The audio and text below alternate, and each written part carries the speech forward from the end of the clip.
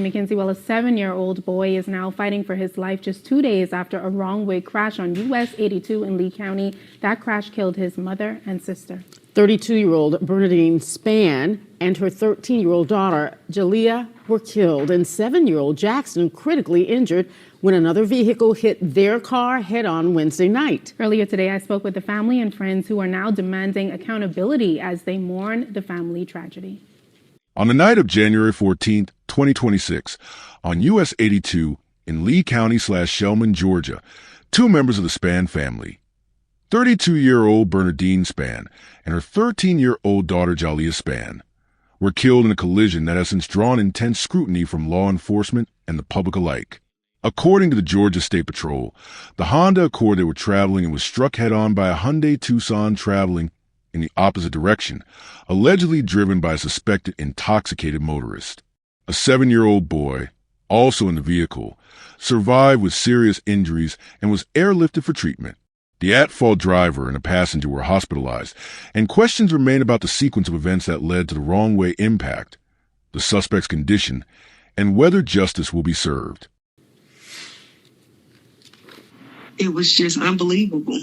Family and friends say when they heard the news of the crash, they didn't imagine it would have been the Spann family. I couldn't believe it, and I still can't believe it, honestly, and I do not want to accept it. Georgia State Patrol says the driver of a Hyundai Tucson was suspected of driving under the influence at the time of the crash.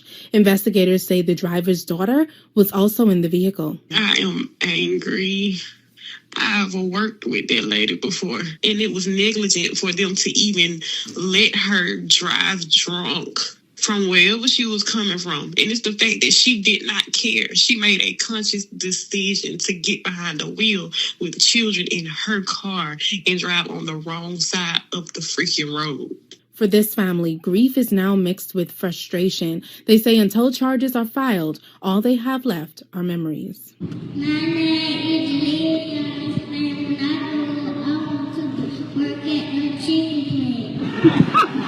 Randolph County Schools released a statement which shares that Jalea was an 8th grader at Randolph County Middle and Jackson was in elementary school. They say in part, quote, Jalea's life, though far too short, touched many hearts, and her absence will be deeply felt by her classmates, teachers, staff, and friends. Jackson is a 2nd grade student, and we ask that you continue to lift him up in prayer, asking for healing, strength, and comfort during this time. That night at the emergency room at the hospital, I remember him saying, I want my mama and my sister. And it hurt me so bad. Because it's the fact that he'll never get that again because somebody decided to drive drunk. Somebody took their lives and they didn't have to. This could have been avoided. As Jackson fights for his life, loved ones say they hope this tragedy serves as a reminder. Driving under the influence doesn't just risk your life, it can destroy an entire family. Stay with us as we unravel this shocking story and uncover the heartbreaking details of what led to this senseless loss. Before we begin, let us know in the comments, where are you watching from? And what are your thoughts as the story unfolds? Welcome to True Crime Tales, where we reveal the crimes that shock communities and the secrets hidden behind closed doors. These are real people, real events, real consequences. Hit subscribe and turn on notifications. You won't want to miss what's coming next. Now let's begin. Bernadine Spann was 32 years old at the time of her death and was a primary caregiver for her children. Her daily life centered on managing household responsibilities, ensuring her children attended school, and maintaining a stable routine. She was known to be actively involved in her children's lives, coordinating transportation, school-related obligations, and medical needs when necessary. Her role as a mother required consistent planning and structure, particularly given the age differences among her children. Within her household, Bernadine maintained close relationships with each of her children. She was responsible for decision-making related to their schedules, safety, and daily movement. Family members describe her as organized and attentive, with a strong focus on ensuring her children's needs were met. Her interactions with them were described as routine-based and consistent, emphasizing supervision and care. In the broader community, Bernadine was recognized as a parent who was present and engaged. She was familiar to school staff and other parents through routine interactions connected to her children's education. There were no reports indicating involvement in high-risk behavior or unsafe practices related to driving or supervision. On the day of the crash, Bernardine followed a typical schedule. That evening, she and her children were traveling together in a single vehicle. The purpose of the trip has been described as routine, with no indication of urgency, conflict, or deviation from normal planning. The decision for all occupants to travel together was consistent with her established caregiving patterns. The reason Bernardine and her children were on the road that night was logistical. There is no indication of reckless behavior, impaired driving, or unsafe decision-making on her part prior to the collision. Jaliyah Spann was 13 years old and enrolled in middle school at the time of her death. She was in the 8th grade and attended classes regularly. Her academic standing was described as stable, with no reports of disciplinary issues or attendance problems. She followed a standard school schedule and participated in classroom activities typical for her age group. Within her school environment, Jaliyah maintained peer relationships consistent with middle school social structures. She interacted with classmates daily and was part of standard student groupings. Her extracurricular interests, where applicable, were age-appropriate and aligned with school and community offerings. There were no reports of behavioral concerns or conflicts that required administrative intervention. Jaliyah's relationship with her mother and siblings was structured around daily routines. She depended on her mother for transportation, supervision, and coordination of school-related responsibilities. Her relationship with her siblings was defined by shared household schedules and joint travel, including the night of the crash. She was in the vehicle because she was traveling with her family under her mother's supervision. There was no independent decision-making involved in her presence in the car. Her seating position followed standard passenger arrangements for a family vehicle. Following her death, her school initiated standard procedures for student loss. Educators were notified, counseling resources were made available, and administrators addressed the impact on students who shared classes or extracurricular settings with her. Her absence was noted within the school structure, affecting classroom rosters and daily attendance routines. The surviving child was 7 years old at the time of the crash and was seated in the vehicle alongside his mother and sibling. His seating position was consistent with child passenger placement for his age and size. At the time of impact, he sustained serious injuries as a result of the collision forces. Emergency responders determined that his injuries required immediate advanced medical intervention. He was airlifted from the scene to a medical facility equipped to handle pediatric trauma. Initial assessments focus on stabilizing vital functions and addressing physical injuries sustained during the crash. The immediate prognosis indicated survival, with ongoing medical treatment required. The extent of injuries necessitated continued monitoring and follow-up care. Medical professionals prioritize both physical recovery and evaluation for potential long-term complications. Long-term considerations include rehabilitation needs, potential physical limitations, and psychological evaluation due to exposure to a high-impact traumatic event. These considerations remain part of ongoing medical planning and care coordination. The Spann family vehicle departed earlier in the evening, with the estimated departure time based on standard travel duration and crash reporting data. The route taken included US 82, a multi-lane highway commonly used for regional travel. Traffic conditions at the time were moderate to light, typical for that hour. There were no reports of congestion or unusual traffic disruptions. Weather conditions were clear, with no significant precipitation or visibility impairments reported. Road surfaces were dry and lighting conditions were consistent with nighttime highway travel. The Spann vehicle was traveling in the correct direction of traffic at an estimated speed consistent with posted limits. There was no indication of erratic driving or sudden maneuvers prior to collision. At the same time, the other vehicle involved was traveling in the opposite direction of traffic flow. Investigators later determined that this vehicle had entered the roadway traveling against traffic. The point at which the wrong-way travel began remains under investigation, including whether the entry occurred in an intersection, ramp, or crossover. The duration of wrong-way travel was limited, but sufficient to result in a direct encounter with the Spann vehicle. The time between the wrong-way entry and the collision was brief, reducing opportunities for corrective action by either driver. The driver of the at-fault vehicle was identified as a 41-year-old adult. A passenger was also present in the vehicle, with their relationship to the driver confirmed through investigation. Both occupants were traveling together at the time of the crash. The vehicle was moving against the designated flow of traffic on US 82. Investigators determined that the direction of travel directly opposed oncoming vehicles. The duration of wrong-way driving is still being analyzed, including whether any corrective maneuvers were attempted. Suspected impairment indicators were observed by law enforcement at the scene. These indicators prompted further investigation, including toxicology testing and impairment assessment procedures. Law enforcement documented the condition of the driver and passenger upon arrival. Both sustained injuries as a result of the collision and were transported to medical facilities for treatment. Due to their medical condition, initial statements were limited or unavailable at the scene. The collision occurred along a stretch of US 82 during nighttime hours, resulting in an immediate multi-agency emergency response. The impact was severe enough to generate multiple emergency calls within minutes, alerting local dispatch centers to a major traffic incident involving serious injuries and possible fatalities. Law enforcement units were the first to be dispatched, followed closely by fire and emergency medical services. Preliminary dispatch logs indicate that first responders arrived within minutes of the crash being reported.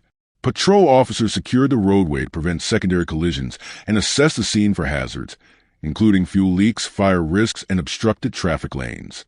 Emergency medical personnel followed shortly thereafter and began assessing occupants of both vehicles involved. Law enforcement officers immediately established a perimeter around the crash site, closing multiple lanes of US 82 to preserve safety and evidence. Traffic was diverted while officers conducted an initial assessment of the vehicles, occupants, and roadway conditions. Officers documented the positions of both vehicles, noted visible damage patterns, and identified the direction of travel for each vehicle prior to impact. Field observations suggested a head-on collision consistent with wrong-way travel. Officers also noted indicators that prompted a suspected impaired driving investigation, leading to additional procedural steps later in the process. Fire and rescue units were tasked with stabilizing the vehicles and assisting with occupant extraction. Due to the extent of damage, specialized equipment was used to access passengers trapped inside the vehicles. Firefighters worked alongside paramedics to ensure victims were safely removed while minimizing further injury. Emergency medical personnel conducted triage assessments to determine injury severity. 2 occupants were pronounced deceased at the scene based on observable fatal injuries. A child passenger was identified as critically injured and required immediate advanced medical intervention. The occupants of the second vehicle also sustained injuries and were transported for treatment under law enforcement supervision. Due to the severity of injuries sustained by the surviving child, medical personnel determined that air transport was necessary. A medical helicopter was requested and landed at a secured location near the crash site. The patient was stabilized before being airlifted to a regional trauma center for specialized care. Once life-saving measures were completed, law enforcement shifted focus to evidence preservation. Officers marked debris fields, photographed vehicle damage, and documented roadway conditions.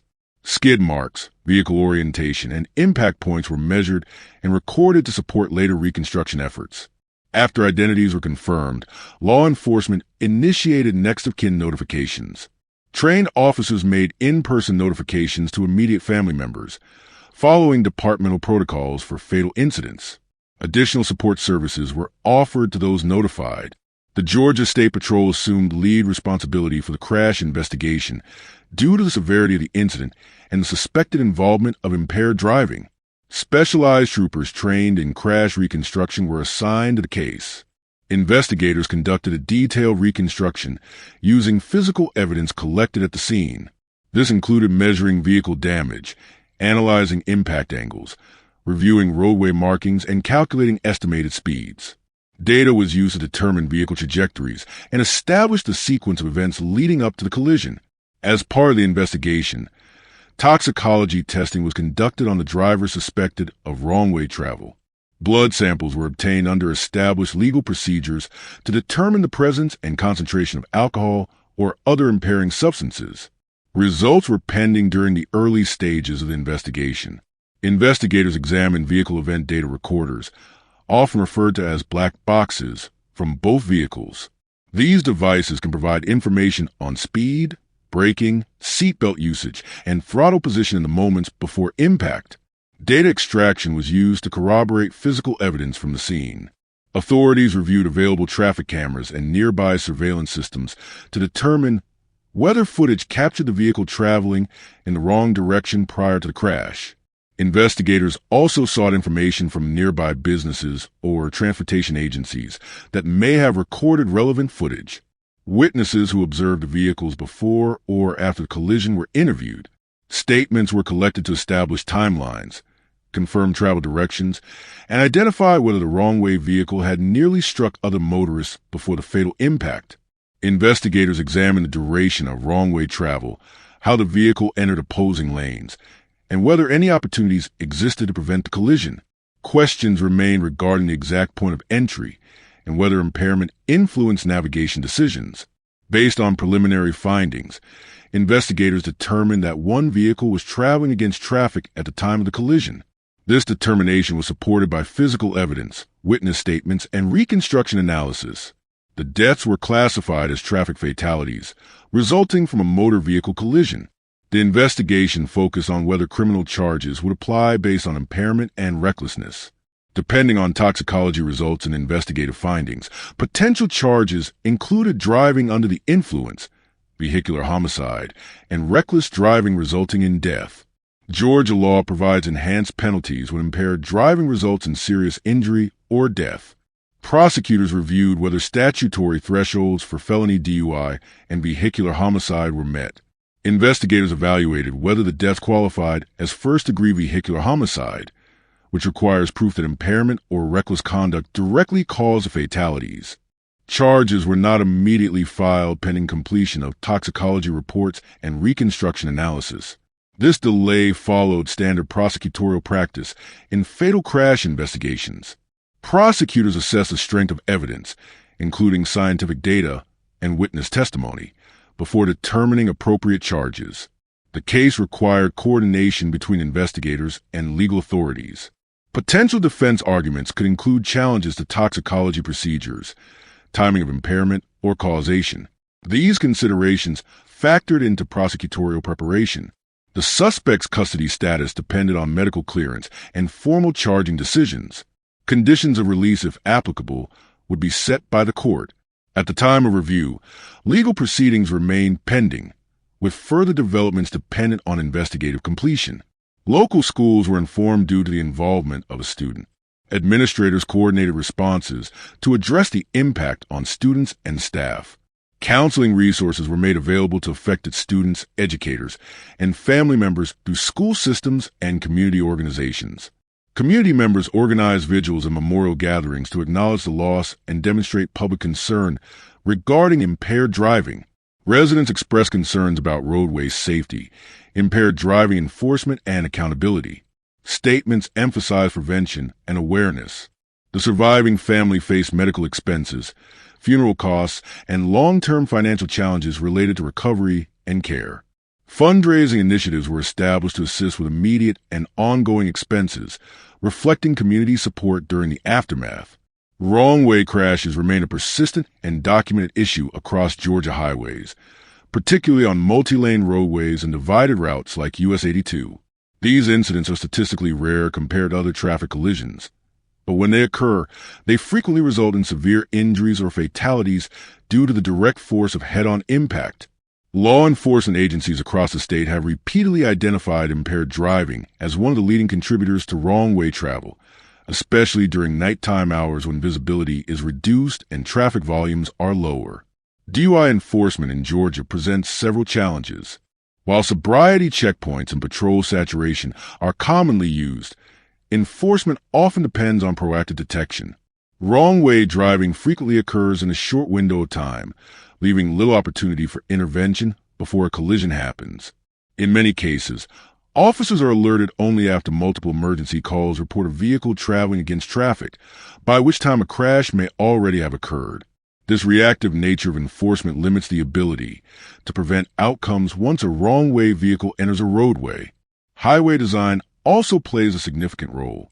Certain interchanges and entrance ramps can be confusing, particularly in rural or semi-rural areas where lighting is limited and signage may not be as prominent as in urban corridors.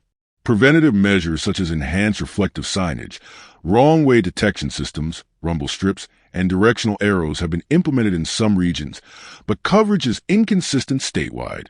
The absence of these measures in high-risk areas increases the likelihood of driver error, especially when impairment is involved.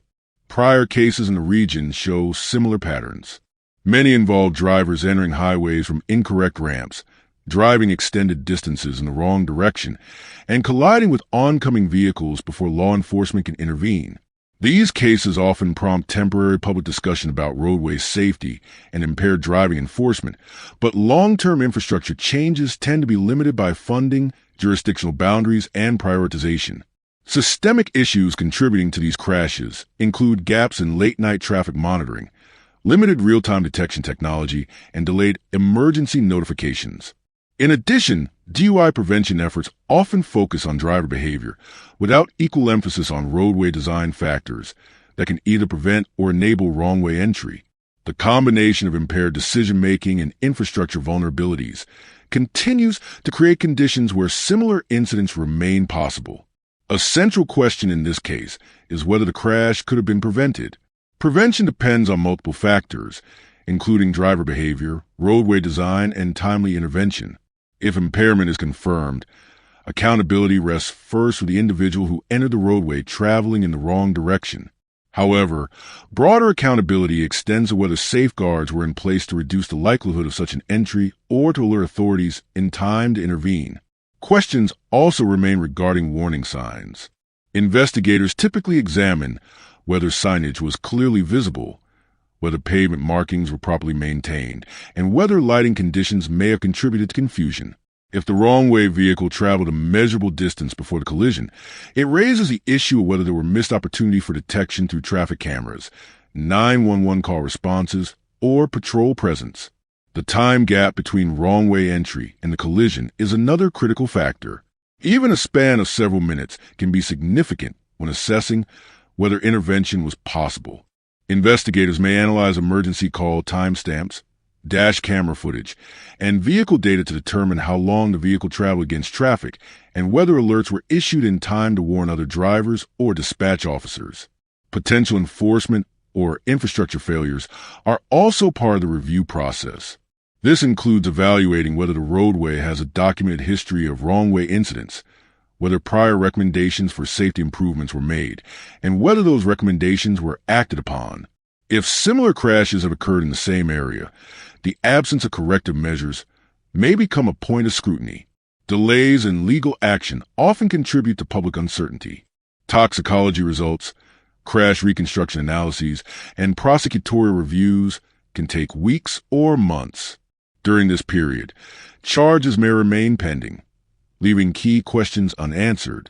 These delays are standard in complex vehicular fatality cases, but they also prolong the lack of clarity regarding responsibility and legal outcomes.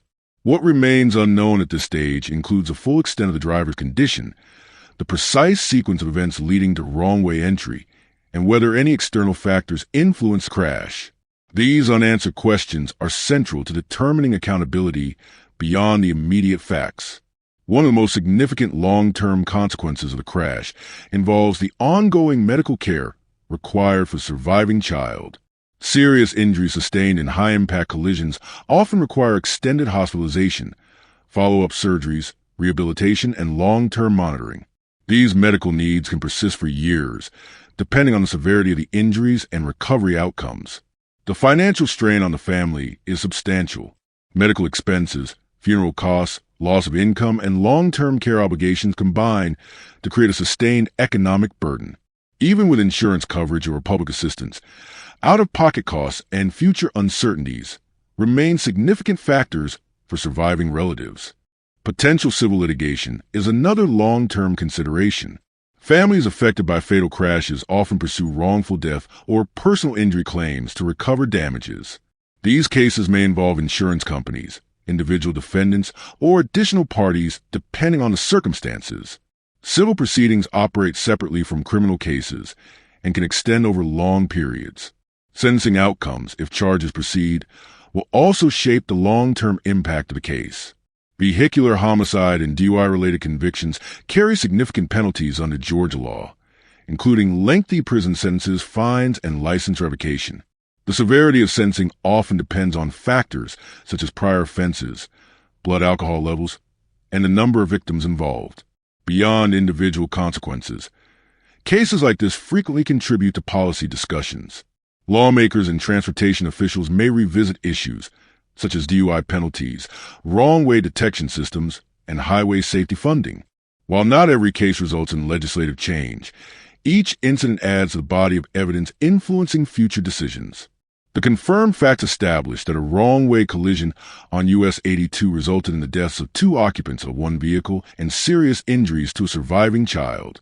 The crash involved a vehicle traveling against traffic and is being investigated as a suspected impaired driving incident. Emergency response occurred promptly, and a formal investigation remains ongoing. As of now, the final status of the case depends on completion of toxicology testing, crash reconstruction, and prosecutorial review. Legal outcomes, including potential criminal charges and civil actions, remain pending. These processes will determine accountability and set the framework for any sentencing or financial compensation. The legal outlook hinges on evidence establishing impairment, causation, and compliance with procedural standards. Until these determinations are finalized, key questions remain unresolved. The lasting impact on a family includes permanent loss, long-term medical needs, and sustained financial and logistical challenges. The community impact includes renewed attention to impaired driving risks and roadway safety vulnerabilities. This case continues to raise serious questions about impaired driving, wrong-way crash prevention, and the balance between individual responsibility and systemic safeguards.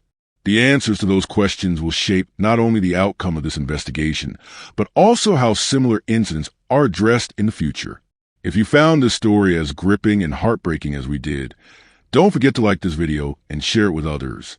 And if you want to hear more true crime stories that uncover the mysteries behind these tragic events, make sure to subscribe to our channel and turn on the notification bell. You won't want to miss our latest stories, updates, and discussions.